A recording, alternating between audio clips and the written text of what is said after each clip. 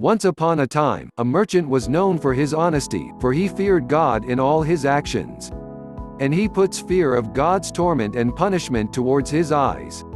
On one of the commercial trips that this honest merchant was making, he started thinking about settling in his hometown to be relieved from the hassle of traveling.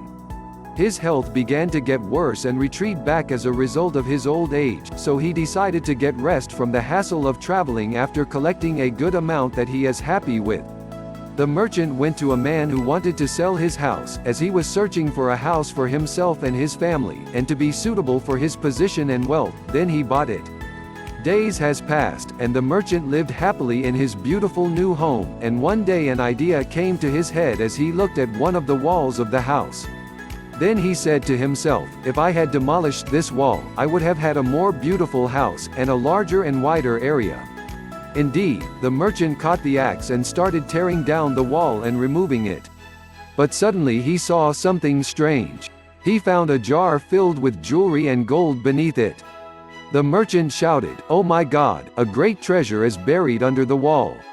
I have to return it to its owner, for it is his and my first priority. I have no right to have this gold ever. If I take it, it will be forbidden money, and the forbidden money will never be good, and it will not last." The trustworthy merchant carried the jar to the man who sold his house.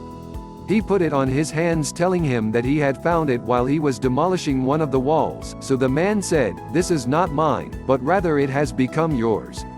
The house is your home now, and I sold you the house and what is in it." Both men refused to take the jar, so they decided to go to the city judge to try. Then the judge said to them, "I have never seen two honest men like you fight in rejecting the treasure instead of the dispute over whoever takes it."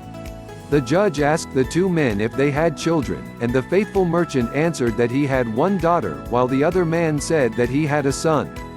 The judge said, "Let your son marry his daughter, and spend this gold for them." The two men agreed to what the judge said and found that it was right.